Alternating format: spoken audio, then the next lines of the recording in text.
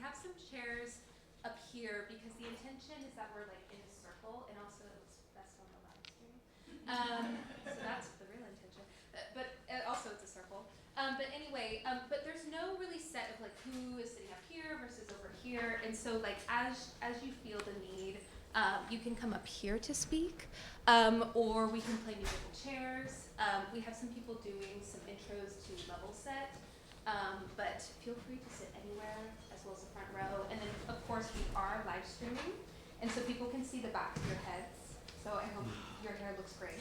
It does. It's not live streaming yet. Okay. Yeah. No. Also, the microphones are for the sake of the live stream. Yes. There's no actual speaker in this room hooked up to the microphones.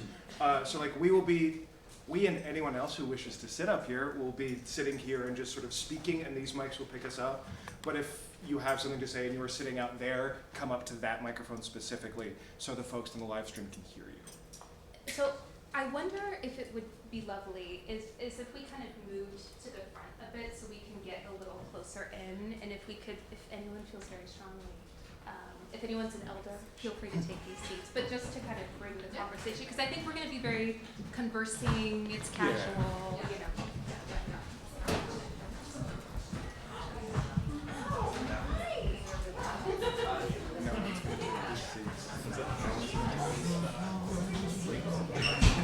I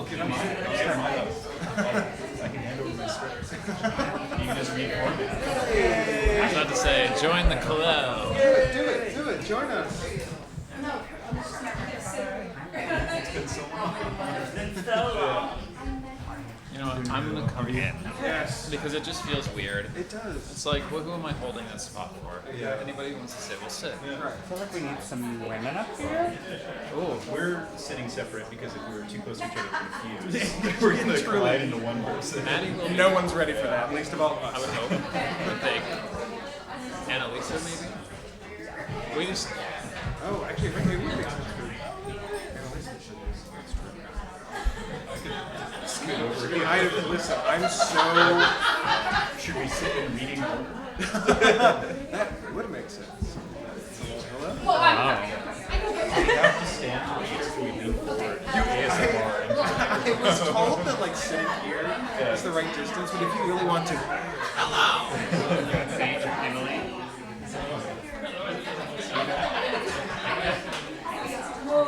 Okay.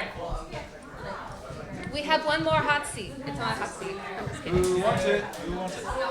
We don't bite. At least not on Chairs are camera. remarkably comfortable. One more. Anyone?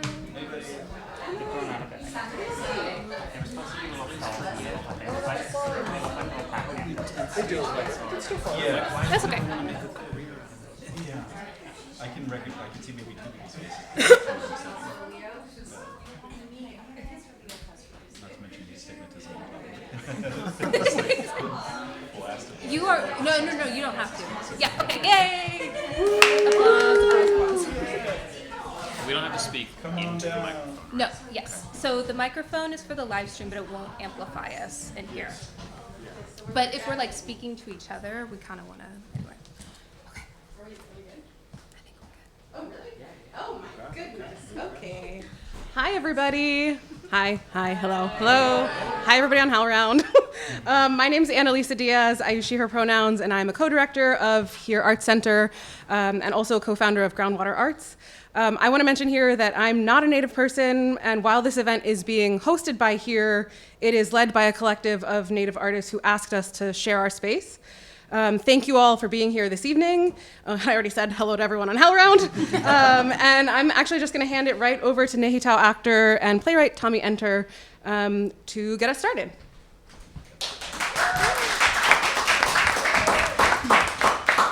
Tanze Kitawao. My name is Tommy Enter. My pronouns are she, her. Like mentioned, I am an actor and a playwright. Some of you are familiar to me. Some of you I'd like to get to know a little better. But thank you so much for joining us. This town hall is being held because this past summer, 37 Native American theater professionals across the country came together to ask Atlantic Theater and Rattlestick Theater for a community conversation with their leadership and for harm reduction measures to be shared for one of their upcoming plays. That request was denied and redirected to interpersonal, private conversations with individual artists. As many of us know, oftentimes when we ask for institutional accountability, particularly from institutions that have never even produced a single Native American authored play on their main stages, we are ignored, redirected, and silenced. So in response, this collective of Native artists asked Here Arts Center to host a town hall to discuss the impact of these patterns broadly on Native artists' lives, careers, and communities. Thank you to Annalisa, to Jesse, Lenny, and Lauren for sharing your space with us. Thank you for our friends at HowlRound for live streaming the event so that Native folks who are not physically in Mannahatta can attend. And the live stream will also be available on the website for anyone who wants to watch in the future, so that what is shared by all of us can continue to be learned from, in the hopes that this pattern will end and that future generations will call upon these resources created here by our community today. Of course, thank you to Annalisa, who will be facilitating these conversation portion of this evening at a request. For the Native folks turning in virtually, there is a moderator in the chat who will help relay your comments to Annalisa so they can be shared in the room. Next, I'll pass it on to Acoma Pueblo actor Bradley Lewis. Watsihopa, Oshinome Hanawaima. Hi everyone, so good to be here with you all and surrounded by so many wonderful Native artists. So this town hall is for Native theater artists to share the impact of systemic silencing and erasure in the American theater. The only folks who will be speaking are Native theater artists, and while this town hall is for us, there are non-Native institutional witnesses observing this conversation right now and or in the future. So that all of the folks can hear and understand us better, we'd like to share some common language and history. First is tribal sovereignty. For those who are in the room observing or listening on the live stream, tribal sovereignty is the inherent authority of indigenous tribes or nations to govern themselves within their territories.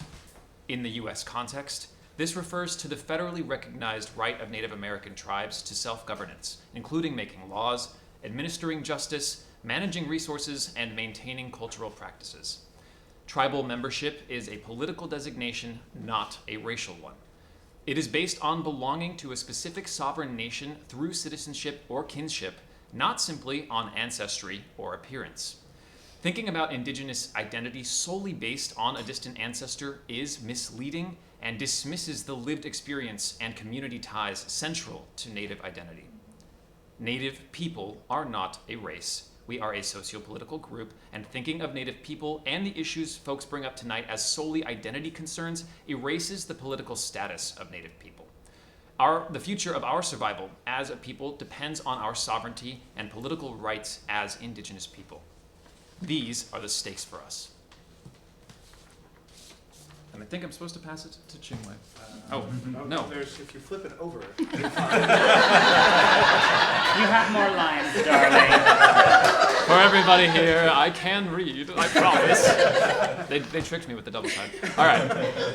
Anyway, is there anything else anyone in the room would like to add? If so, and this is true for all comments this evening, we ask you to come up onto the stage so that folks on the live stream can better see and hear you. And that is an open invitation. All right, cool. Great. For folks who still may not understand the full implications of tribal sovereignty and how Native people can move through this settler colonial state, we encourage you to conduct your own research and reading with the myriad of resources available online for free. And now I'm going to pass it to Shinnecock and Monpawket actor Chingwei Sullivan. I'm done. Thank you, Bradley. Akwai Chingwei na Dasuis Shinnecock ta Montacut na Chapai Wongkonch. Hello, I'm Chingwei. The last item for shared understanding before this conversation fully begins is addressing the long history of silencing Native people in the theater. Unfortunately, this is not a recent transgression. The silencing of Native people dates far before the founding of Broadway, through Buffalo Bill, Wild West shows, and more. However, in our current theatrical context, here is a brief and incomplete history. A content warning: a lot of the titles you're about to hear contain racist language. First, the very beginnings of Broadway. I'm actually going to invite Annalisa to share some of these. Yeah, I'm just going to talk for like 2 seconds because as we were talking about what was going to happen tonight, I was like, hey, do you all know that back in 1905, like at the beginnings of Broadway, coming into its being. There were all these shows like The Girl of the Golden West by David Belasco. The Belasco Theater is still up there. And another show in the same year called The Squaw Man. And then there was a burlesque version of those two shows that ran in the same year called The Squaw Man's Girl of the Golden West. And you can, I know, it's shocking and horrible. And it's just to like, I think you're going to say more of the dots that are along here, but just to say that like the foundations of our theater ecosystem are rooted in erasure and harm. Yes. Continuing on from there, Oklahoma by Rodgers and Hammerstein, while being set in Indian Territory, makes no mention of native people and actively serves as settler colonial propaganda. Additionally, Rodgers and Hammerstein directly used Green Grow the Lilacs by Lynn Riggs, a Cherokee man, as the basis for the musical, and while he did receive payment, his contribution is more often than not erased. In the 90s, there was Will Rogers' Follies, which completely erased the native identity of Will Rogers, a citizen of the Cherokee Nation of Oklahoma. That has never been addressed. In more recent years, there are many, many examples. Bloody Bloody Andrew Jackson at the Public, which humanized Andrew Jackson as he conducted Indian removal. Additionally, when many Native artists, some of whom are in this room and on the live stream, protested the Broadway transfer, they were silenced in a closed-door meeting. Additionally, there's been Peerless at Yale Repertory Theater, in which Native people protested the gross mischaracterization of Native identity, and there was no accountability from leadership.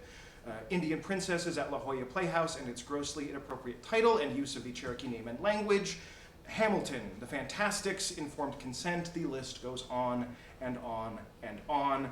Each instance is a betrayal echoing the broken treaties that define this country and the normalization of the silencing and exclusion of Native Americans that defines the American theater from its modern founding to this day. We are not here because of one event. The behavior of the Atlantic and Rattlestick is indicative of a much larger and longer pattern. Their expectation is that we would not gather to openly discuss the impact of all of this on our community, and that is an expectation that is rooted in this long history. And we, again, did not even get into a fraction of it. So once again, we urge those listening and witnessing to hold this history and understand that we are gathered here tonight to put an end to this pattern. We cannot suffer it any longer. How can our non-Native allies join us in this disruption? How can we, as Native people, have our voices heard? How can we change the American theater to support a vibrant ecosystem of fully empowered Native American artists? Before we begin, we would like to invite everyone to take a moment to ground yourself in the space wherever you are tuning in from on Turtle Island. If we could all just take one deep breath together.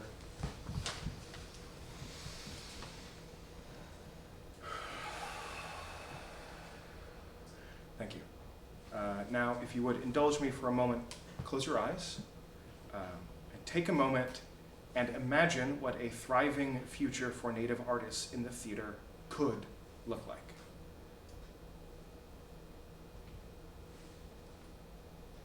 What do you notice?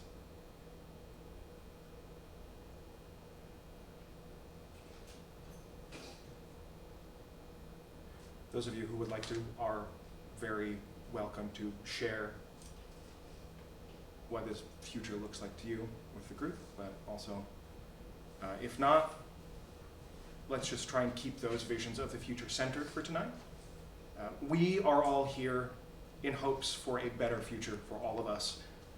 So before we dive in, we'll have a few other folks come up and share a few more grounding things before the conversation. And I'm now going to pass it to Wyandotte playwright Madeline Easley for a few final logistics. First, I want to add that I think in terms of Native futures that I'm imagining, I think it also looks like this, like sitting up here and looking at all these Native people in this almost completely full theater and all of you, I'm like, oh my God, like when has this happened? It does happen, and we make it happen, all of us Native people here and on the live stream, but it is shocking. But anyway, so Kwe Ometeru Ijatsi Madi Wyandotte Ndi. Hello, my name is Madeline Easley, and I'm a playwright and citizen of the Wyandotte Nation of Oklahoma. So before we begin the conversation, I want to offer a few agreements that will help us create a space of care and clarity. To begin, I want to acknowledge, that as Native people, we are strong and we are together, the way that we have always been since time immemorial. At the same time, we are also tired and angry and exhausted with our ongoing treatment in the American theater, which mirrors our treatment in this country. We are tired of having to step out and do this over and over again, with professionalism and grace, while still being tone policed, excluded, and broadly dehumanized. All these truths live here tonight. So for everyone's safety and peace of mind, we ask that people speak from their own perspective, beginning with statements like "I feel," or "in my experience," or "in my community's experience." We also ask that you focus on the impact of actions rather than speculating on the intent behind those actions. Because this conversation is ongoing, Annalisa may step in with gentle clarifications or redirections to keep us all aligned in those agreements. So to keep us grounded together, we remember we speak to actions and impact rather than guessing intent behind all of these things that we've mentioned. We ask that you address institutions and patterns, not individuals. And we share our opinions and lived experience. When you'd like to share, please raise your hand. You may just come up forward, or if people seem hesitant, we might have our facilitator call upon you, again, so people can hear you and see you clearly. We invite you to speak honestly and fully from your experience and ancestral perspectives, and to also be mindful of the time. We are a long-winded people. And we'll be here all night. So that everyone who wishes to speak has a chance. And for Native folks joining virtually, you are welcome to share your thoughts in writing. Annalisa will bring your words into the room. And finally, when you speak, please feel free to introduce yourself and your tribal nation so that we know who is here with us tonight. And with that, I will hand it off to Annalisa to begin. Okay. Hello again. Okay, so two large focuses for the conversation this evening. The first is about the impact of this pattern of silencing, and the second is about future envisioning. We're going to start with the impact and some question prompts for y'all to jump off from, which I'm actually going to say in a moment because we already have some comments from the chat that I want to bring into the room. So shout out to HowlRound folks. John Scott Richardson offered, "I feel that every production, either Broadway, off-Broadway, off-Broadway, or independent project, regional project, should hire an enrolled community tribal member who the community says should speak to be hired on every project with Native content in it. Furthermore, of the content is specific to a particular tribal community, they should call the Actors Equity Tribal Council or a creditable Native American arts organization such as Safe Harbors or Amarinda, and there are others, to hire a person who knows the culture and basic protocol." From John Scott Richardson.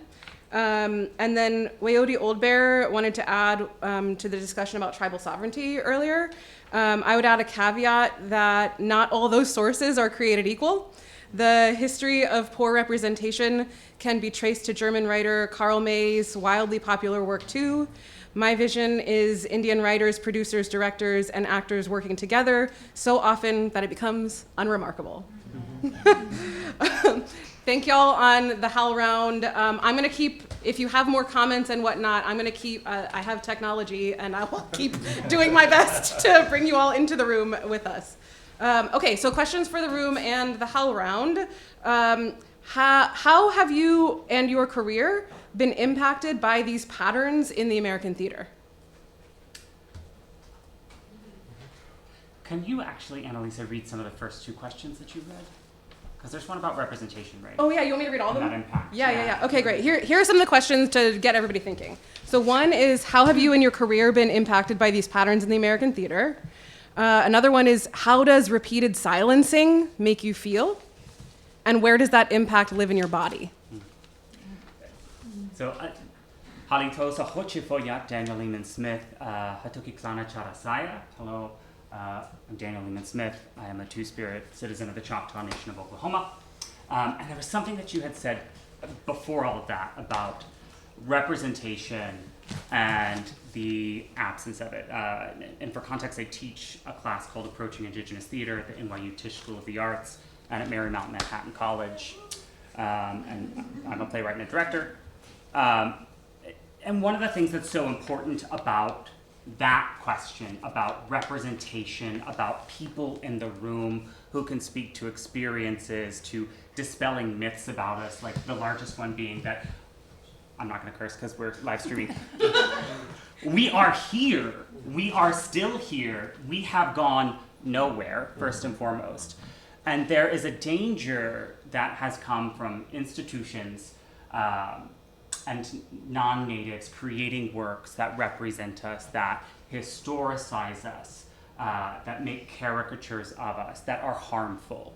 And there's been a lot of studies since this, but there's a study by Stephanie Freiberg et al., right, that shows us that there is very real psychological harm that is caused to Indigenous youth as a result of what is put forth in the mainstream media. So, representation goes beyond, who is on the stage. It's who is behind the scenes. It is who is in the room of producers, first and foremost, right?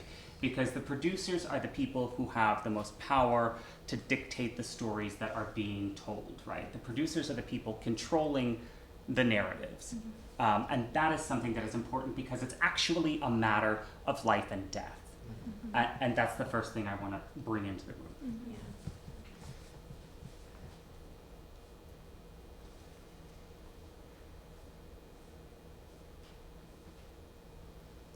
Anyone in the audience want to come up and share?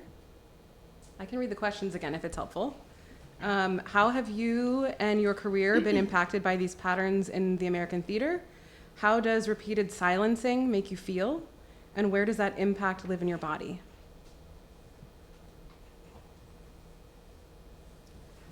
I can continue on as folks are thinking. I think for me, something that just we're naming these patterns, and even though we're naming them on this live stream, we've all been living and internalizing with these patterns as professionals, whether we're early career, mid-career, elders, this is our lived reality. This is the water that we're swimming in on top of, colonialism.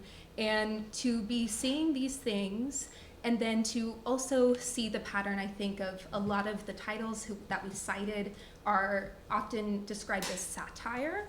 That becomes a very pernicious thing for us to deal with, because how can something be satirized at these theaters who have not produced other Native work to then point to add to the conversation of satire?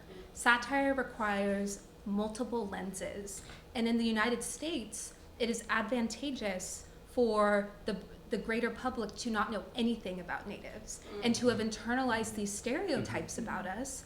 And when those stereotypes are then performed, that is the norm. There is nothing subversive about performing it, especially when there are no Native people either in the room or they're in very low positions on productions. The balance of power is not in the favor. And then to continue that discussion and then say that Native Americans do not understand art, that we don't understand subtle art, that we don't love free speech, that we're not in deep opposition to censorship is just not only completely incorrect, but it's also, that is the silencing that we are talking about, because it then reinforces other stereotypes about Native people that lead to our ongoing colonization here in this country and abroad. And it is all connected. And that theater is the canary in the coal mine of, some of the most progressive minds in this country. And when we cannot get this right, how is the rest of the world supposed to do it? When we can't get it right in our art and in our art forms. I would add to that satire, in the absence of action supporting Native communities and Native artists, is not satire. Satire, from Greek theater, right, is comedy for political ridicule and political change that was seen as vital to the democratic process. If you're not using that as a way to engage community and to invoke change, you're not doing satire. Yeah. You're doing cheap shit. Yeah. Okay, am going to bring a few more voices in from the HowlRound. Mara Garcia says, I think this was in response to one of the questions earlier, says ethnic performing arts pigeonholing, i.e. only behaving as if the work can be shown in November or during their native festival. Acting as if the work can only be presented as other rather than in the main season or the regular stage. John Scott Richardson offered, for me, it is constant trying to justify why I am worthy to even step into the space and stage or screen, and it lives in my shoulders. There's lots of, I feel you. Keita Sullivan offered as a stage manager in Chicago. I ended up stage managing for a well-known African-American director. He later asked me why I never said anything to him about being Native and working at an African-American theater, and I asked him to name a single Native American theater company, and he couldn't. I think he finally got it at that moment. And there's a few more, but I want to bring us back to the room, and then I'll keep going back forward. I'd like to add something. Please. Oh, CO. I'm Becca Worthington. I am a member of the Cherokee Nation of Oklahoma and with Choctaw ancestry. And I work a lot in Tulsa, which has a pretty big indigenous community. And I work with youth a lot, and I'm an early career actor, so forgive me if this is not very academic. I am working on a project with the Performing Arts Center in Tulsa right now, and they brought together 5 just indigenous creatives, and we made this show for the public school system of Tulsa for the 7th graders. And something that I think speaks to representation and satire, not satire so much, but we got feedback from these 7th graders. A lot of them are Native. The feedback being, I had, no idea that we don't celebrate, this is Oklahoma too, like celebrate Columbus. And, I had no idea that, Pocahontas wasn't her real name. And then on top of that, the sexualization of Native women specifically has been kind of a big topic for us to tackle with these kids, especially these young Native girls that are only seeing that kind of representation in an art form that they love. And how much does it suck to love something so much, like musical theater and play, like whatever it is, and it doesn't serve you at all.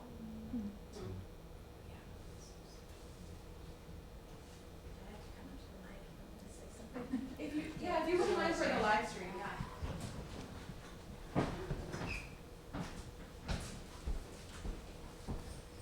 Chokma, Sahochafoat, Nicolette Blount, Chickasaw. Hello, my name is Nicolette Blount, and I'm Chickasaw. And I just was going to add to what you were going to say. I'm a Native producer, writer, composer, lyricist. And my show about my great-grandmother, Wanda Savage, called Savage, deals with the whitewashing of my great-grandmother in the 1920s. She was in vaudeville and silent films and stuff. Anyways, I have had so many people through my social media, because I have a huge social media following, and so many people, specifically females, reaching out to me, Native females, saying, can I have a copy of your music? And it makes me so sad. So sad. They're like, all I have is Pocahontas. Yeah. And that's not even written by a Native person, or we know what that story's about, right? Disney's Pocahontas. So to have these kids reach out to me and I just send them the music, I'm like, yeah, sure, whatever, like whatever song you want. It's just heartbreaking that they don't have anything else. And being that I have, kids who are in college and young kids, that one over there, it's just really heartbreaking to me. I can't tell you where it sits in my body, but maybe just everywhere. It's just heartbreaking. So just adding on to what you said, it's just really sad. There's a couple more from the HowlRound folks. Kimberly Jajwan says, I agree with John Scott tribal communities being hired, but we need an actual council at Actors Equity first, which there isn't one. Tai Defoe, citizen of Oneida Nation and Anishinaabe tribe, says Native-led spaces of environments, physical, digital, and relational, where Native folks guide the vision, shape the structure, and hold authority over process and purpose. Native-led places root that leadership in land, story, and kinship, recognizing that every place carries memory, future, sovereignty, and ancestral presence. These are not, and we are not merely venues, we are the sites of resurgence. And Wayoti Old Bear, citizen of the Comanche Nation, who's a writer, says, for me, specifically when writing about ancestors who are known to mainstream culture, I have found any attempt to dispel the myths non-natives have built around them summarily rejected. Something I think is really cool to just, again, acknowledge is that we're all working Native professional theater artists in this room, and it's very, very special that we all are here together. And I can speak on behalf of experiences I've had as an actor with some very local productions. One thing that we face a lot as actors is casting. And I find that casting in the world of theater, but specifically in New York theater and in Hollywood by and large, is so focused on the phenotypical representation of what Native looks like, and colorism, exactly. And it's just so backwards, I think. I know so many of my Native actor peers feel this way too. Why do we have to have one way that we look, one way that we sound, one way that we are? It's just so reductive. And I think I would like to shout out a couple of different, not shout out because that's a positive connotation. I'd like to bring up some productions that have happened recently in our world that had a chance to cast Native actors and just simply did not. Broadway's Dead Outlaw, with the character of Andy Payne, a Cherokee man, who there was a nationwide casting call by Tara Rubin Casting for this to be a Native role. Some of us in this room probably went in for it. I know I did, and even in callbacks, was specifically focused on the Native identity of this. And then they cast the actor they had in the first off-Broadway production who's not Native. It's just interesting.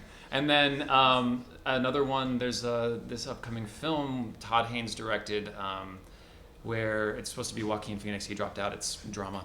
But yeah, anyway, it's a queer love story between that character, Joaquin Phoenix's former character, and a Native man. And they ended up casting a Colombian and Mexican actor.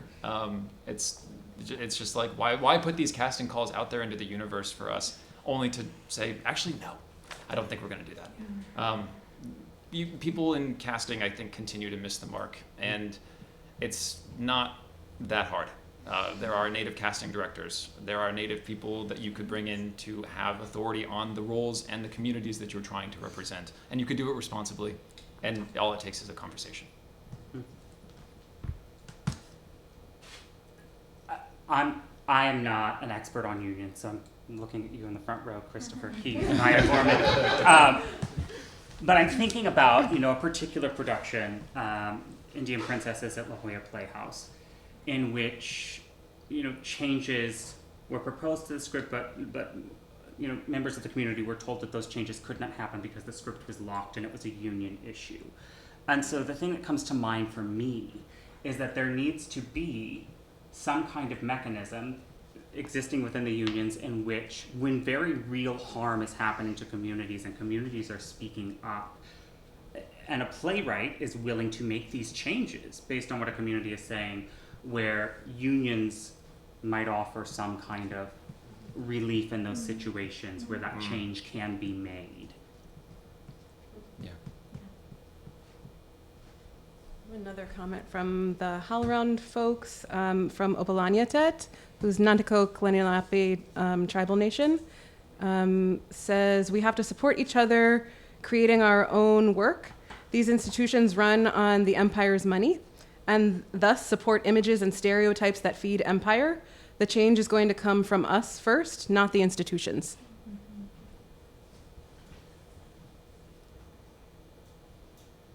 I think for me, one of the difficult things about answering these questions is that a lot of how does this make me feel? I'm exhausted. I'm so tired. I respect you for not swearing on the live stream. I'm so fucking tired. And where does it live in my body? It lives in my ability to imagine a future where we've solved this problem.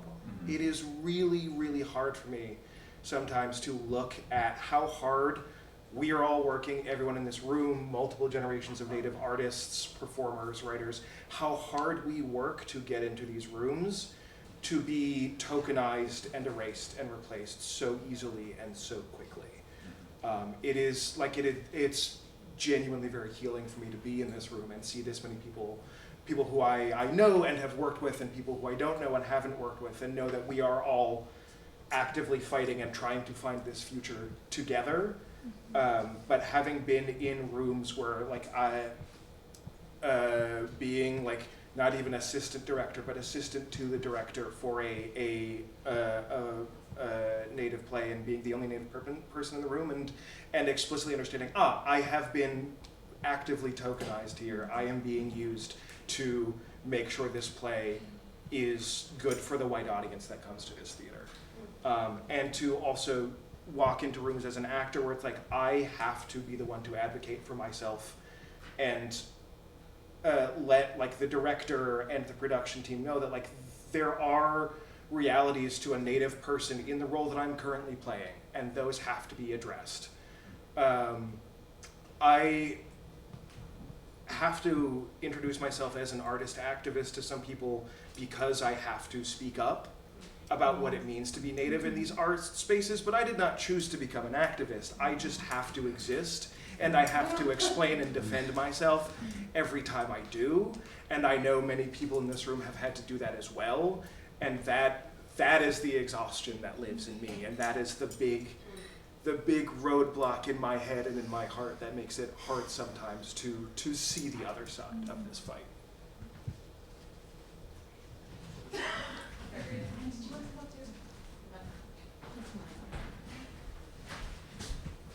Osio, of course, I was like, I'm not going to say anything. I'm just going to listen, and then I should know better. It's me. Ronnie Pinoy, she, hers, Laguna Pueblo and Cherokee. Yeah, Pueblo in the house. Woo.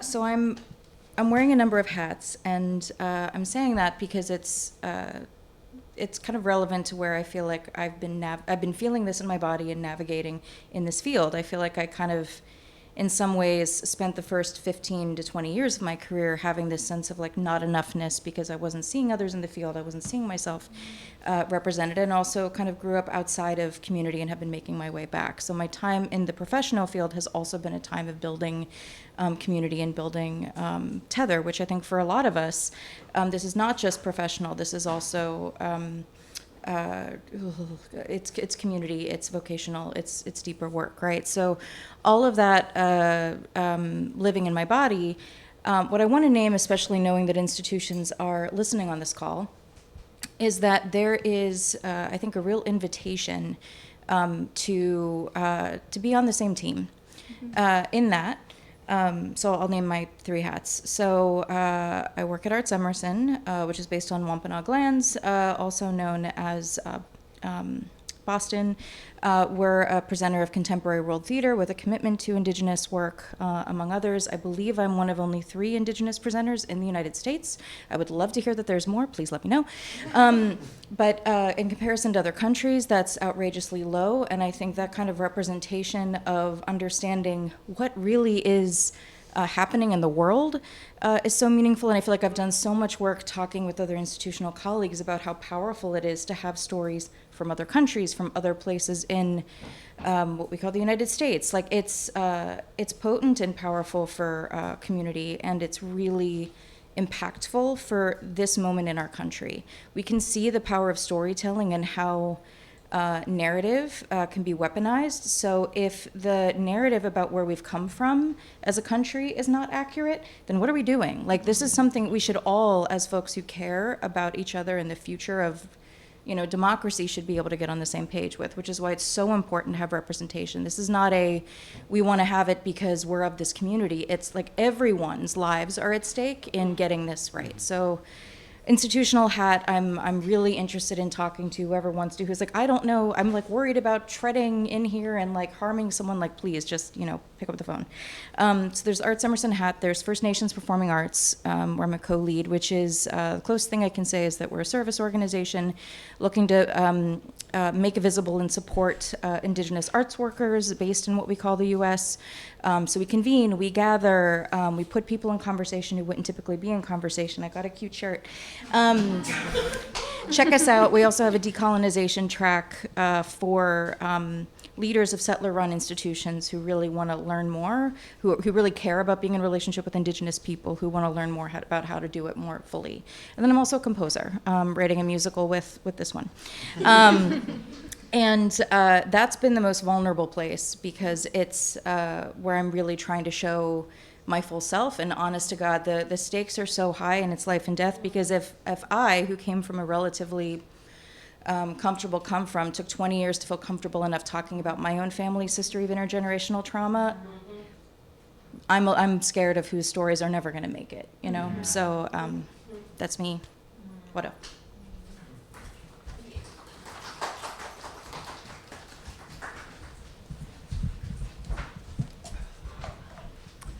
Tanse Claire Soleil Gardner Masugoen Ekve Abenaki Land Otsenion. Hi, I'm Claire Soleil Gardner. I'm a two-spirit artist based on the East Coast. And I wanted to speak a little to my experience in trying to gain a theater education as a Native person. I attended Boston University's School of Theater, and I didn't have any Indigenous teachers on faculty, but Native guest artists were brought in at my time at BU, and that was the first time I ever got to perform a character, including my identity. I got to devise my own character. And the school scheduled it so that multiple other productions were happening concurrently with our performances, so that a majority of the student population could not see our performances, and the audience were almost entirely empty. And it really, really felt like we were being used as an alibi, as to kind of prove some distance from anti-indigeneity, without actually supporting and paying and perhaps giving health care to Native artists. And that additionally, my experience in the BFA program, I was so passionate about theater as a youth, but that program also failed to protect me from a large amount of sexual violence that prohibited me from getting everything out of my education. And I got a D in a class for refusing to be in a class with somebody who had a Title IX case against them. So occurrences like that really bar the entry at an institutional level. There was another incident after 2020 land acknowledgements due to student activism were officiated. And then in more recent years, they created a veto system, at least for one show in my knowledge. I'm not sure if that persists, where the entire cast and crew voted on whether or not there would be a land acknowledgement. And if one person vetoed, it would not happen. And that's what happened. So I I just feel really, really passionately that the collegiate theater system really owes a lot to Native students. And I feel really passionate as an educator now, trying to be that theater teacher that I never got to have. And I also want to shout out that it's Orange Shirt Day tomorrow in honor of all the survivors of the residential school system. That the collegiate system, which is really that was the only way I saw that I could make it to the professional system as someone who grew up in a rural area. And in many ways, I have a lot of privilege because I did get to have that experience, but it also took way more from me than it should have. And I carry that pain definitely in my heart. So Ronnie said something about wanting to be on the same team with institutions, and it made me think about the fact that I teach upper level literature classes, dramatic literature classes on contemporary Native theater. There is an overwhelming amount of badass contemporary Native American theater that is out there. Yes. So institutions, if you are listening, I will send you my reading list for my class. I will not give you the plays. I will put you in contact with the playwrights. My email address is D as in Daniel, L as in Lamb, S as in Smith, 608 at nyu.edu. And I will also say, there is no shortage of Native actors that are out there. There is not a shortage of Native technicians, of Native designers, of Native producers. We are here, we are available. You just have to do the work and have a conversation with us. Yep. I also want to add one slight caveat on what you said. We're good at what we do. Yeah. We've been doing this for years. We know what we're doing. We are good at this. Trust us to be good artists and good stewards of our own stories. And in fact, you can cast us locally.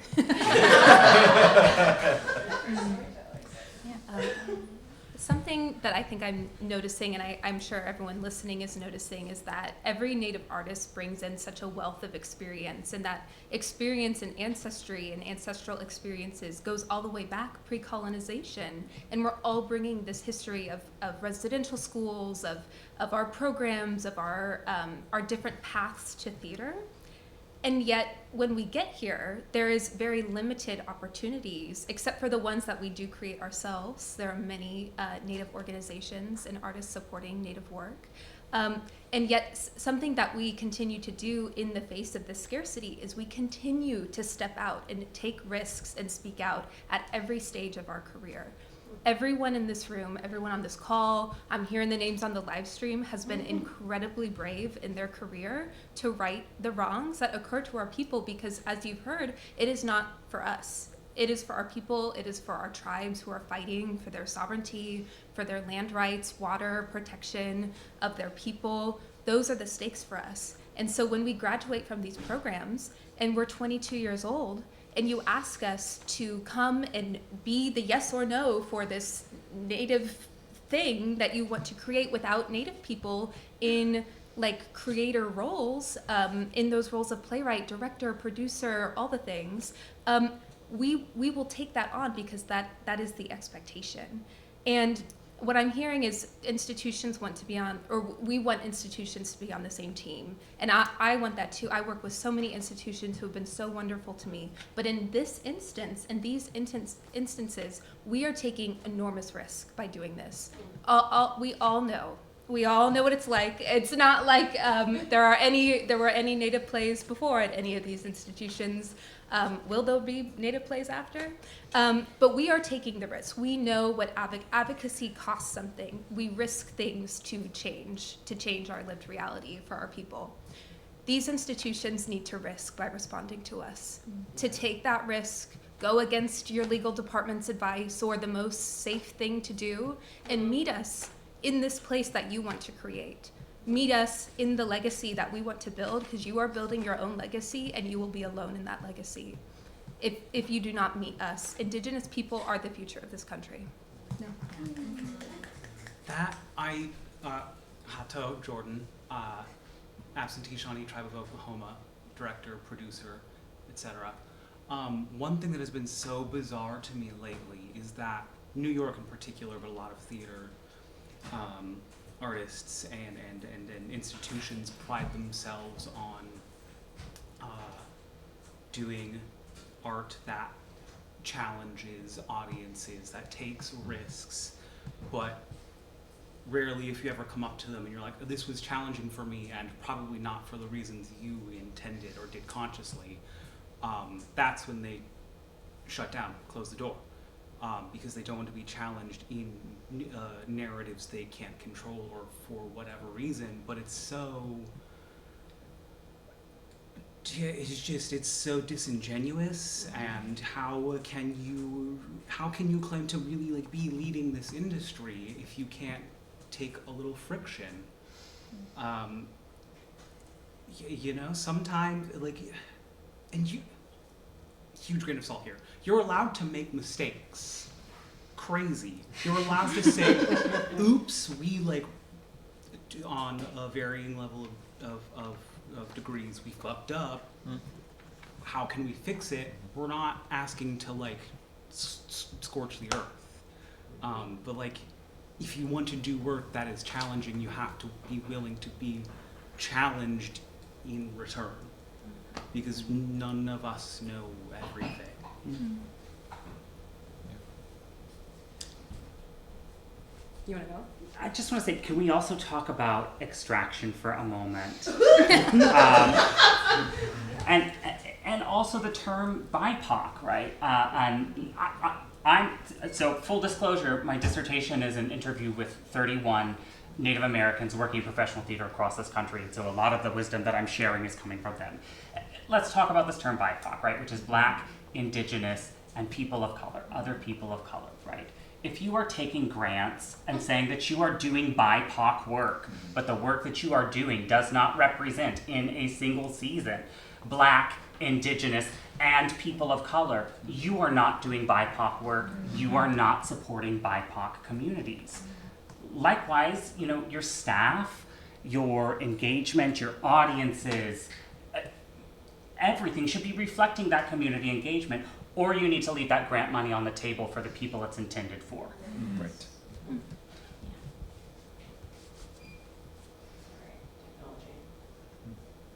Okay. I have a bunch of things from the Howl Round to bring into the room. Bear with me. There's some longer comments that I want to read because we were talking in here, and I want to make sure that we're uplifting our friends on Howl Round too.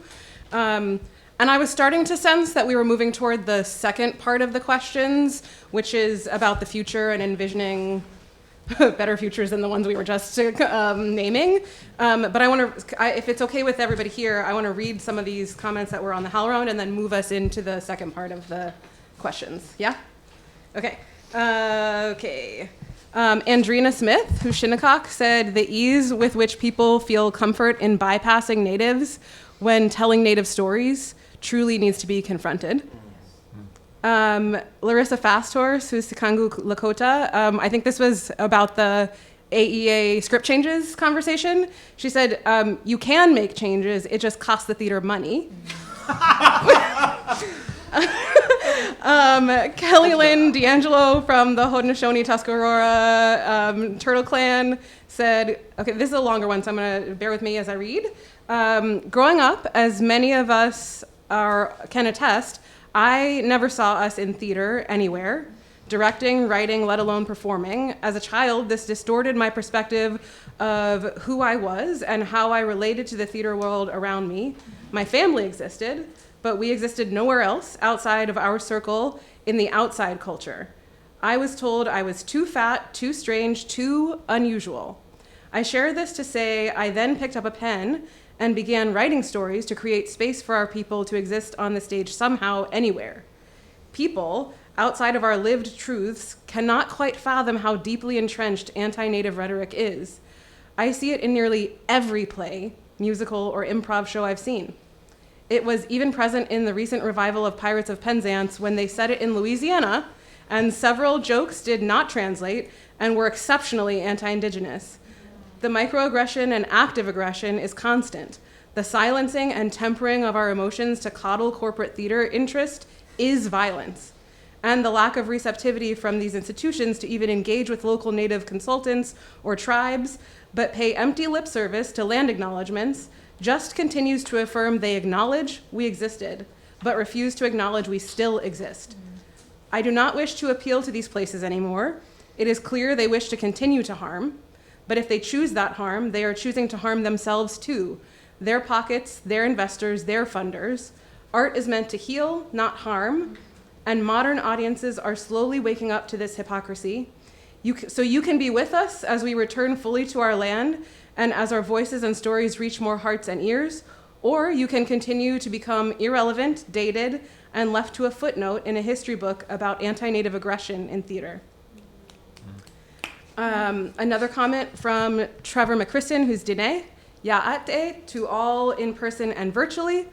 Daniel and Kimberly make excellent points about a council or some semblance of advisory within Actors Equity. The union is currently in negotiations with the expired contract with the Broadway League. Does anybody have any idea of Native representation on the council or its delegates as a whole? Could be time for us to rally behind one of our own's candidacy to carve a pathway forward from a union organizing position.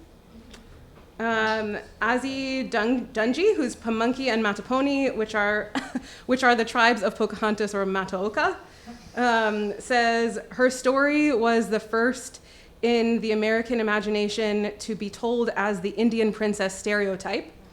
For many years in the late 1800s and early 1900s, my tribe had a theater troupe. It was one of the only ways we made money, but we didn't perform her true story of kidnapping and violent sexual assault, but the white fantasy version, which was really about her being virginal and fertile like the land and taken willingly by a white man like the land. And that's mentality. Those stories are still going on. These terms aren't without history or meaning and definitely not without continued harm. I'm also Black American and just want to remind everyone at the same time of the Squaw Man plays you mentioned, which included redface, the plays on Broadway with Black actors were in blackface. A trip to Coontown was the first.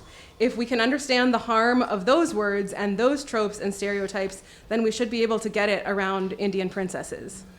And then another comment from Natalie Benale, who's Diné, says, I relate to the exhaustion so much. I often see and find myself being stuck in the cycle of constantly having to advocate when I am and am not placed in leadership positions in productions, both as a performer and a crew member. And when we do push back, there is also compliancy with both with non-natives and native creatives alike, because without the money and support from non-native counterparts, it's harder to get the work out, and then the vicious cycle continues. Okay. Oh yes, come, please. Yate, hola, hello, hey. I say all of those because I carry a lot of identities. I am of the Diné people. I grew up culturally on the Navajo reservation, but I am also half Hispanic and a quarter white.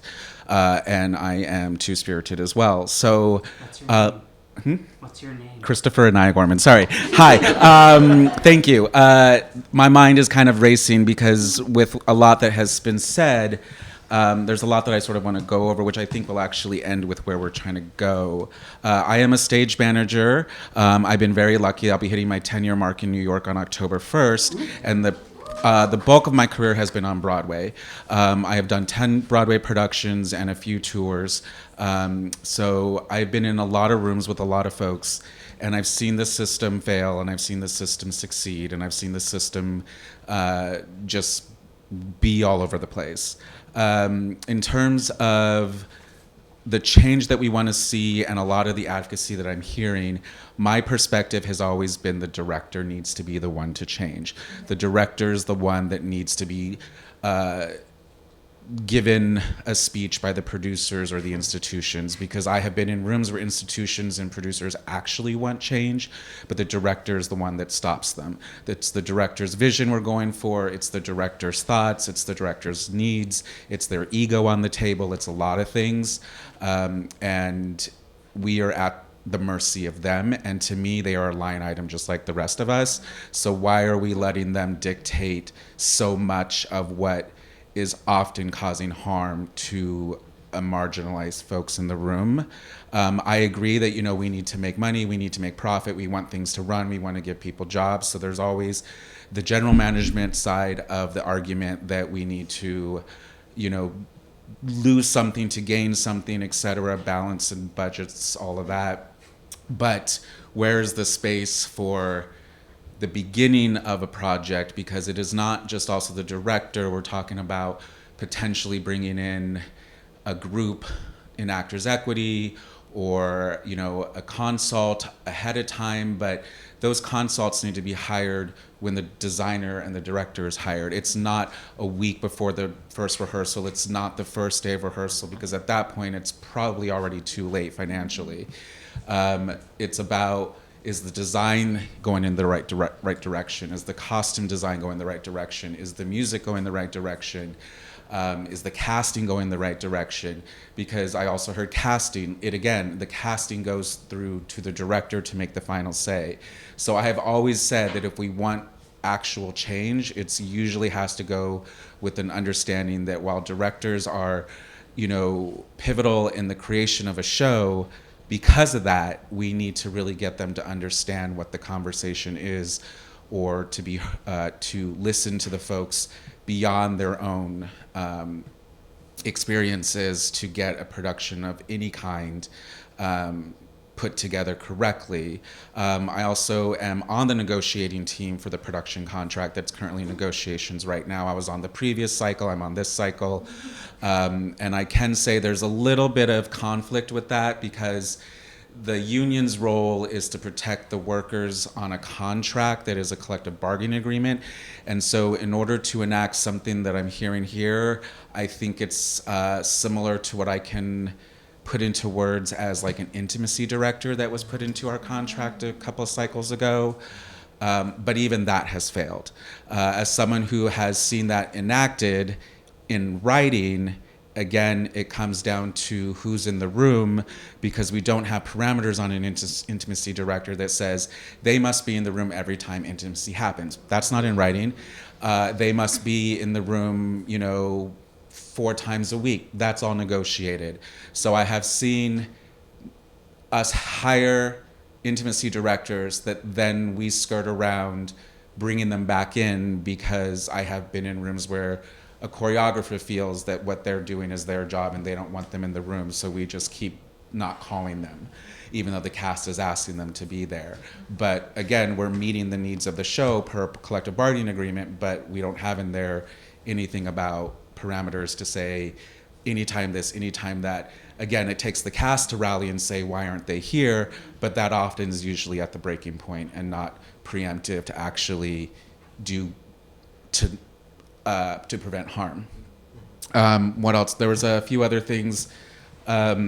So I think the future of what I would like to see is, again, we really need to have conversations with those future directors to really open up what it is they're trying to do. I speak at a lot of universities, and there's this interesting, and I think this came from 2020, where stage managers for some reason are being the ones told to speak up and advocate and are the change.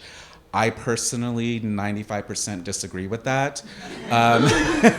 I think we have a voice. We absolutely do. But if you are managing a multi-million-dollar show, you are very much in between the world of management and general management, and with the cast and morale. And often we are having to side with the general management side because they are the deciding factor. And I do wish there was more transparency when it came to things, because I think a conversation would answer a lot of harm that happens in the theatrical industry. I also say that the best and worst thing about theater is that we want to solve all the world's problems. Because it's true though, like I come to spaces where it's like, I think I'm the safest in a theatrical room, but I've seen some of the biggest fights in a theatrical room because someone says something wrong, and I'm like, I think they meant that as an oops moment more than anything than the person you're going to interact with on the subway. But this has become, it's like this, we live in this world of like, again, everyone must do it right, but we also need to do oops, because I have personally worked at an institution very high in New York City, and you can say oops, but oops means more to me if you can respond to my email after you fix the oops than to put a Band-Aid on it and fix it in the problem to make everyone else happy, because I had a situation where I had to bring clarity to my own work in a room, and you can feed me that, oh, we're sorry, this, that, etc. But if you can't respond to my thank you email when the show closes, you didn't really actually fix the problem or want to come to the conversation. You just wanted to make everyone else comfortable and play it off as that. So that's my experience. Again, there's a lot more I can share, but I'm going to leave space for others. But I just wanted to get my voice in. Thanks.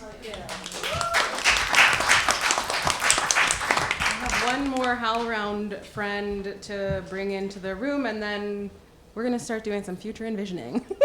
This is from Jolie Cloutier, who's Onondaga Wolf Clan. In my experience, these same institutions who receive the grant money to create BIPOC projects will go to lengths to hire one single Native person to literally dot their I in BIPOC.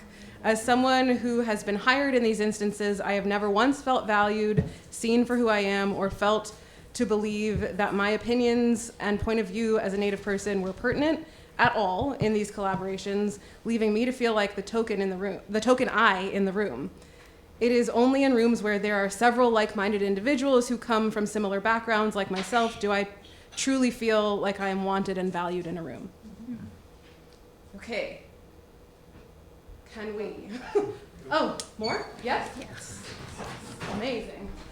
Oh my God, it's Mary. I never see us Hello, everybody. Everyone here is very aware who I am, but I'm Muriel Moore's parent. If you don't know who I am, you should.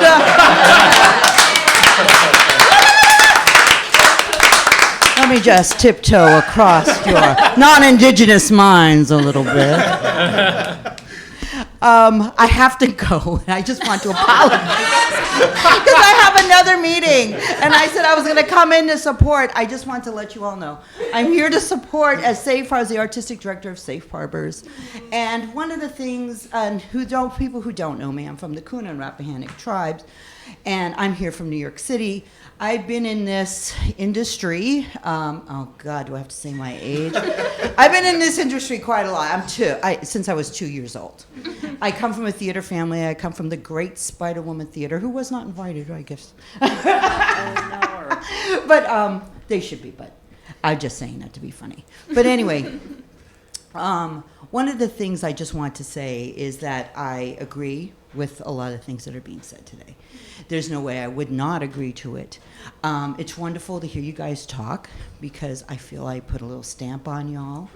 Because I've been out here fighting, and my organization's been fighting for so long. My family's been fighting in New York City in this field for so long. My daughter has been fighting in this industry. My other husband, Nick Billy, my deceased husband fought dying for this community. My mother-in-law fought dying for this community. My great-great-grandmother came here in 1800 and have fought for this community. And you know what I'm hearing, and I'm listening, I'm trying to listen, I'm listening very carefully, is that we need to make a decision with the institutions that we're working with. There's no way to get around the institutional racism that we face, because being a Native person in this country is already political, and being a Native person in this country is dangerous for most of us, and we have to remember that danger. We have to understand that danger, and we have to understand the politics that we are living in now. And pretty soon, I don't know when, we might not, there has to be safety. And we have to talk about that safety. And I think the most important thing, and I push this to everybody, like, this is great. This is great that we're doing this, right? But we have to think about the safety, and we have to think about the safety of the work. And what is the work? And to me, the work is the most important thing. People ask me about Bloody Bloody Andrew Jackson all the time, because me and my family were the first ones to really fight with that with the public theater. When you're putting yourself on the line like that, understand, and it is very brave, to know that you can be blackballed, for lack of a better word. That is real. That happens. That happens at institutions. That happens with this industry that we've decided to love. But if you love it, and I say this all the time, if you love this work, and you wake up in the middle of the night and you have to write a sentence and you have to direct something, and you hear that song and you hear that poetry and you know ancestors are speaking to you, then that is the work. We have to understand what the work means. We have to understand where we're coming from. Who is our next Tennessee Williams? Who is the next? I know these are all white writers, but I say all the time. And I say all the time, know your enemy. Because if you're going to go in those rooms and if you're going to fight about stuff and how things are being done, know your Beckett, know your Shakespeare, know what is being said in these rooms, and have a seat on the table so when you do break up the table and you make it into cinder because you want to make a teepee out of that, then you can go and you can fight. The only way we as creatives know how is to fight through the creative process. Don't give a shit what anybody says about your work. You keep on going. You write that chapter, you write that scene, and you write that play because that's the only way we have survived in this country for over 500 years, because it's not 500 years of survival, it's 500 years of resistance. Thank you.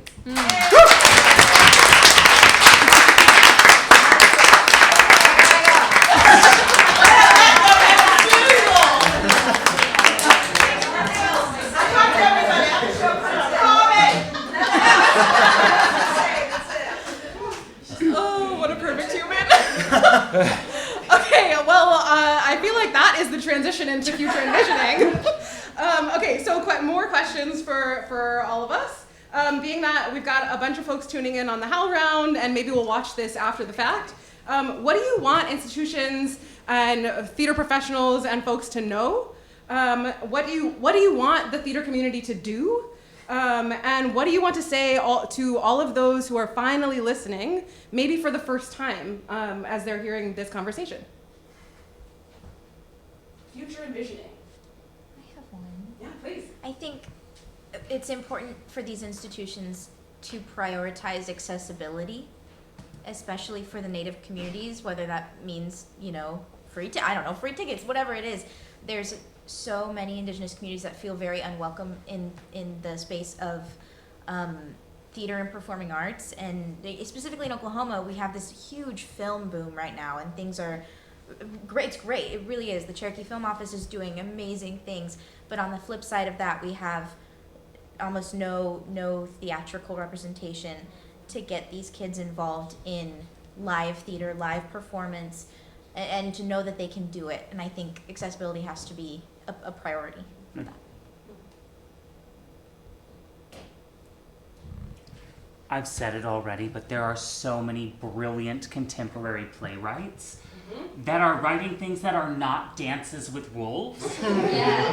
They are funny. They are sad. They are action-filled. They are, sci-fis. They are all kinds of crazy things. And some of these brilliant playwrights are in this room, but they are literally all over this continent. And the work is good. And it's better than a lot of the schlock that is out there right now. Please read other things. Go out and meet us. It's there. There's some incredible stuff. Adding on to the point about accessibility, I want to be very specific of cultural accessibility, financial accessibility, but Absolutely. also because so many Native communities have been forced into poverty for so long, let's look at physical accessibility for theaters, as well as what are your sick policies? Not to say we should all start masking again because of COVID, but we should all start masking again. How are you making your theaters accessible to people who cannot afford your tickets, who are putting their health on the line to come see you? How are you making your theaters not just a place we can visit, but a place we can visit and go, oh, I can sit here for 90 minutes, 2 hours. I hope not 3 fucking hours, but maybe 3 fucking hours. And be oh, this is not just a space where I saw something that I felt comfortable in, but also I felt physically, emotionally comfortable in your buildings. Yeah. I think the undercurrent to this conversation is the very real reality that when we look at theater seasons and we look at their playwriting cohorts and their actors speaking on the non-Native institution side of things, there are very few Native people ever included. And it is still a reality in this country that so many theaters have yet to produce Native work. or these, especially in New York, a lot of these places have never had Native people in their buildings since removal. Native people have not been there, and you can feel it when you enter those places. And so not only are all these things happening, we come with this history, but then to have that career gap as well, and we overcome it. We have wonderful institutions supporting us on the Native side of things, but to come over this gap, like, we need to be in these places, and it needs to no longer be acceptable that Natives have never once been produced or selected or included. That has to be, I mean, funders, like, ask that question of why do you not work with Native people? Why do you not respond to Native people? You know, and ask that for any community, but those are the conversations we need to be having, because in theater we say everything is relationships, and it is relationships. And so much of this can be solved when, you know, we can call you on the phone, like, when we can go to coffee and, like, have that, and we have that shared history between our communities. And I think there's such a clear path between institutions who are really for the growth of Native careers and the protection of our communities, and you can literally track Native artists through those institutions, and you can see how their career has grown, and who's in their corner, and who's fighting for their work, and who is just like bringing in. And then conversely, you can see, you know, the apology tour of when Natives are only invited in after, and we're there to make things better, and speaking as a lot of our careers have those readings and other experiences that didn't lead to anything because they're not for us, they're for other people. And so my ask would be include us, and that should be the expectation, and to be constantly engaging with Native work, and with all these people in the room have so many wonderful plays, performances that they have, and that we have to be in there with you, and we have to talk about it when there are no Natives in these places, and ask the question of why, and then how can we get them in. Yeah. I think in that same vein, every institution is on Native land. Do you know whose land you're on? Are you in relationship with them? There are, I believe now, with the federal recognition of the Lumbee in North Carolina, 575 federally recognized sovereign nations within the boundaries of the United States. It's over 1,000 if you count, you know, the nations in Canada and Mexico. And that's not including nations that are only state recognized or that don't have recognition yet. We are here, there's a lot of us. If you're not inviting the community into your theater, that's a problem, right? Engage, get to know your community, right? And I think that alleviates some of that, and that also speaks to some of these accessibility issues of, you know, are the youth seeing plays? Are they aware that theater is a thing, right? Are there classes available to them? There's some really exciting things that are going on, right? The Guthrie in Minneapolis is offering Native acting classes. Shout out to Blossom Johnson on their community engagement team. You know, there are theaters that are doing some great work, and there are models around this country that people can look to. And there are people in this room and online that people can reach out to and speak to, because we want to see change, and we do want to collaborate, and we do want to make those things happen. I'm talking lots of stuff. Got a few HowlRound suggestions. Wayoti Old Bear says institutions should understand everything they think they know about Indigenous people is wrong. Carolina Hoyos, who's Quechua, says prioritize offering us support staff so we don't feel tokenized when you hire us to spend your grant funds on Indigenous programming. And don't make us cut our salaries to pay writers and actors fairly. Include us in the budget discussions so the funds make sense and we are not treated like a cheap way to diversify your programming. And Tara Moses is still typing, so someone else. Hi, Tara. If there are other comments while Tara finishes, yeah, come on. Do I need to introduce myself again? No, you're good. Okay, Chokma, everybody knows me. Okay. I just have a few things to say. One is I was looking into places that I could go to get my work developed, and I would notice they had a land acknowledgement, but they did nothing to help Native people at all. And then they said, oh, we help new works, but you need an agent. I don't think there's a lot of it. Well, maybe. Well, I don't have an agent. I don't know who other Native writers might have agents, but I was assuming like, well, that kind of cuts a lot of us out, I would think. And then I had read the AAPAC visibility report that said we were like 0% represented in all the creative areas off Broadway and on Broadway. So then I became the first Native National Dramatists Guild Fellow. And my friend said, I think you're the first Native ever. I go, I don't think that's true. And I still don't know if that's true. Like for like the whole foundation in general, mine was like a national fellow because I was the first year they did that.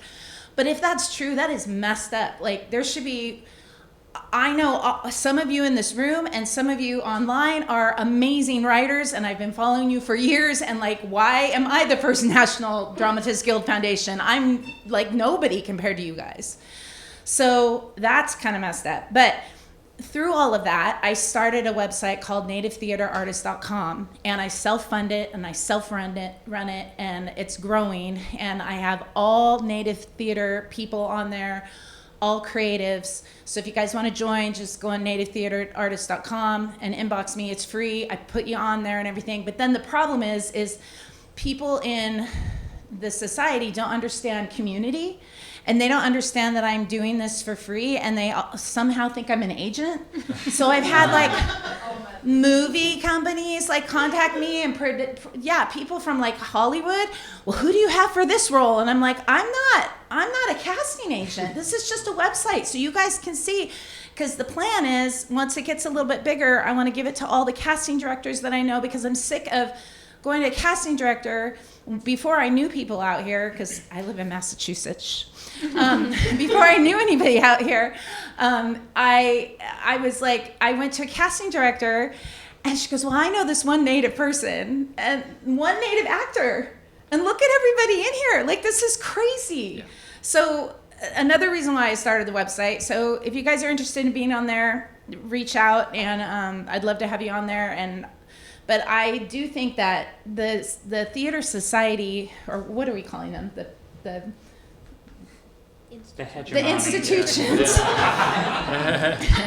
They don't understand community, and I think that's one of the things we're gonna have to like maybe teach them, if that's possible, because like they don't understand why I'm doing this for free. Why would you do that for free? Why would you support? Because these people are my community, and we're not being represented.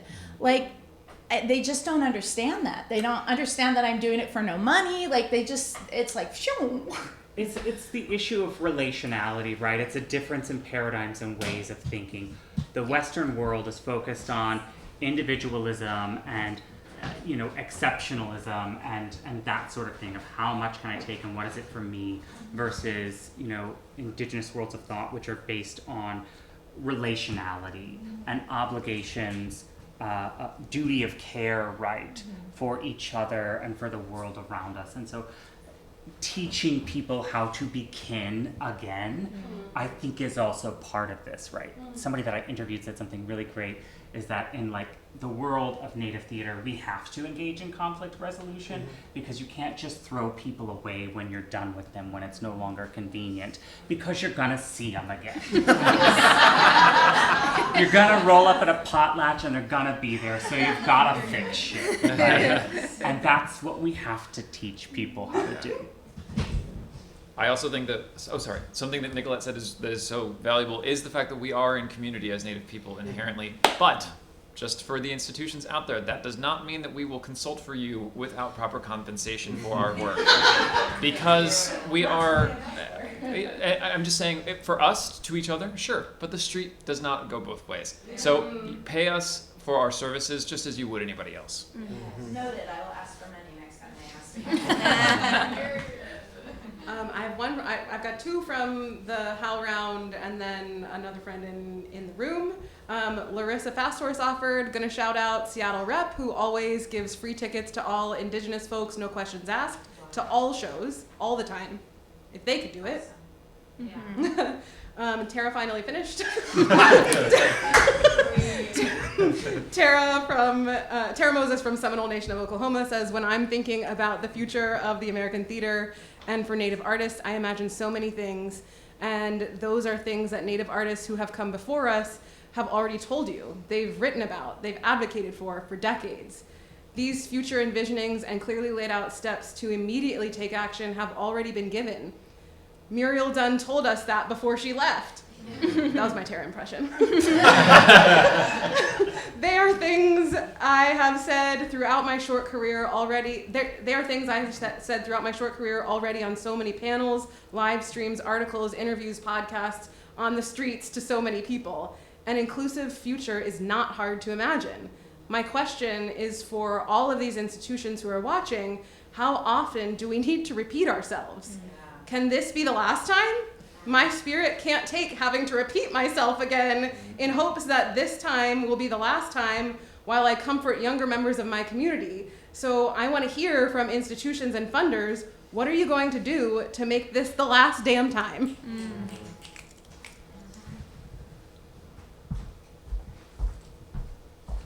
Yeah, take question, Anthony Gorman. Hi, I'm Anthony. I'm twin brother Chris, so you are saying double kind of. So yeah.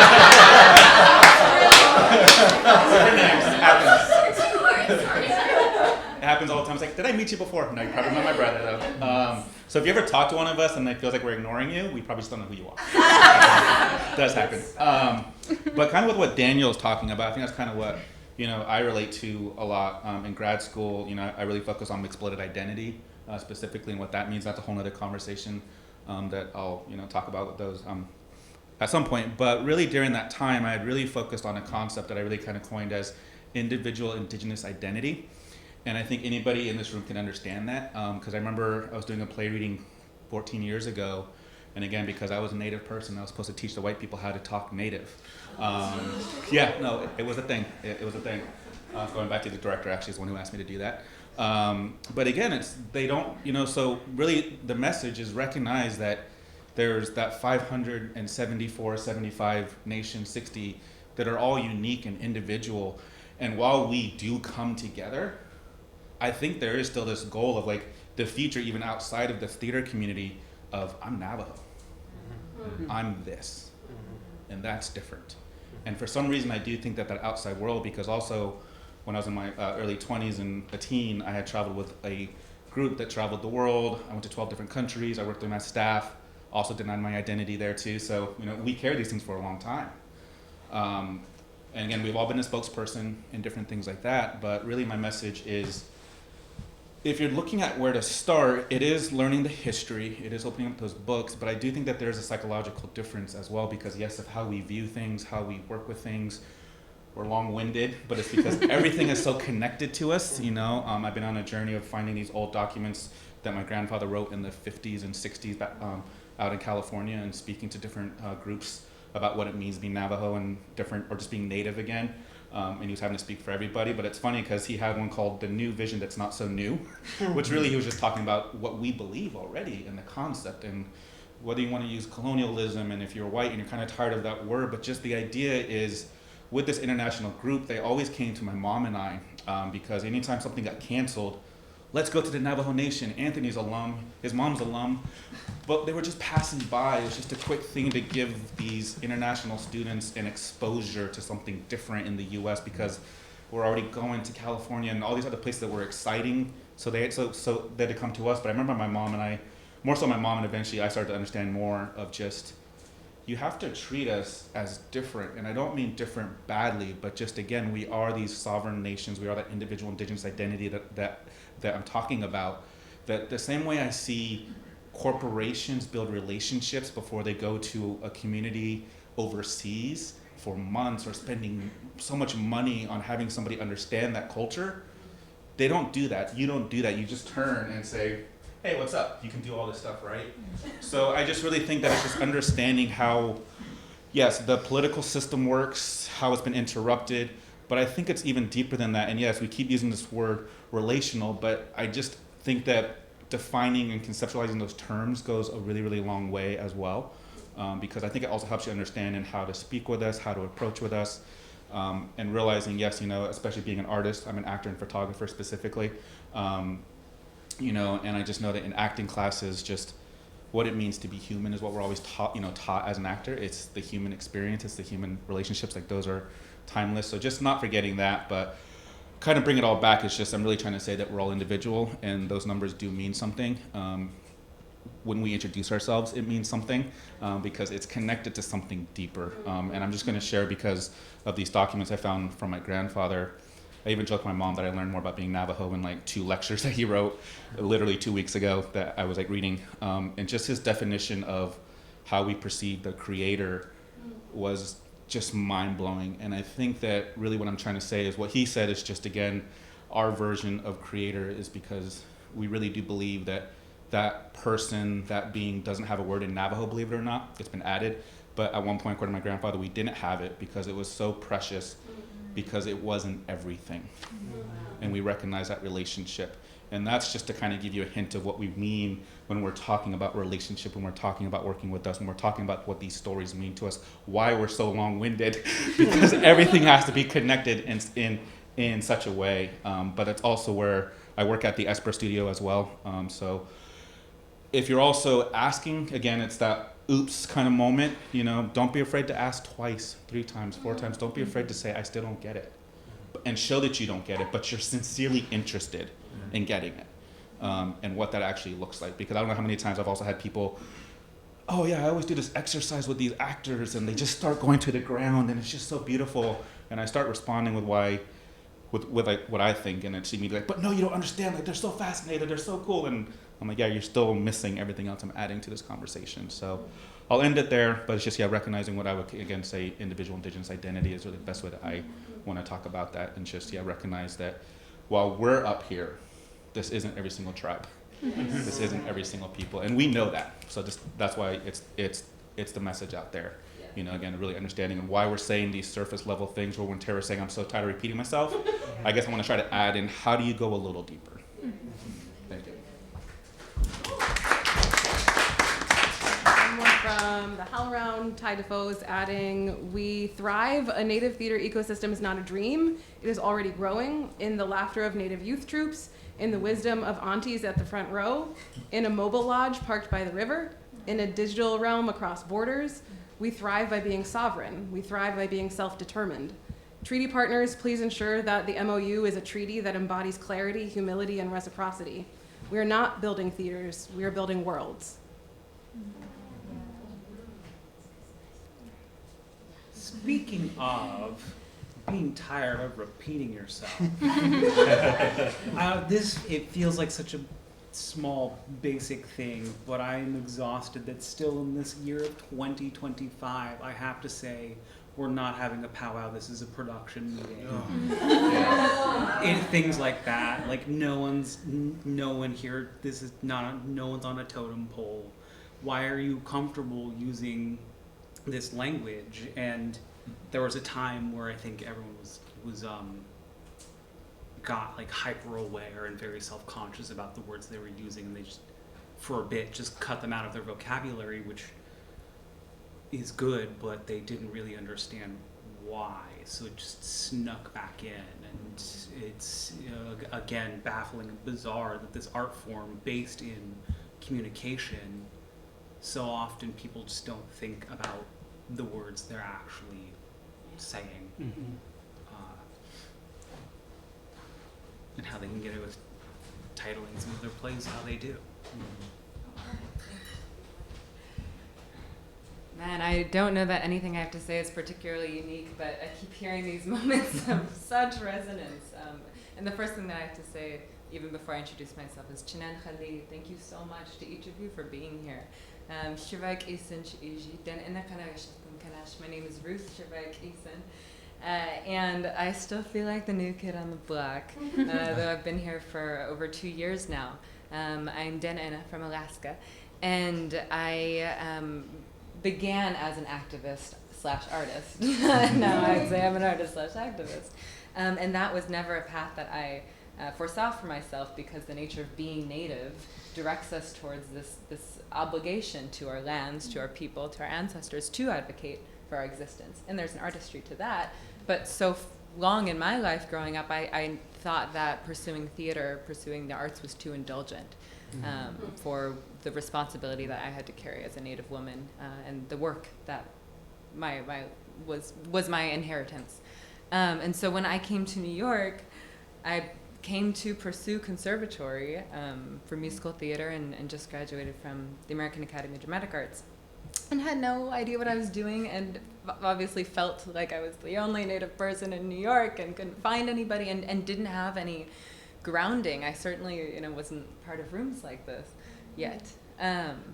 And going into that institution, it was unfathomable to me, this lack of preparation that this institution that's been around for about 140 years had failed to anticipate that there might ever be Native students wanting to participate in our birthright, which is our storytelling and our song making and our dancing.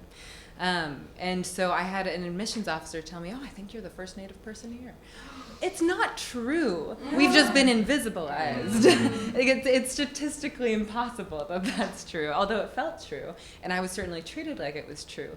And it was something that I remember in the first few days of introducing myself and trying to bring this up to instructors. I was getting a lot of applause by white folks in the room. And I'm like, no, this is a terrible, tragic thing.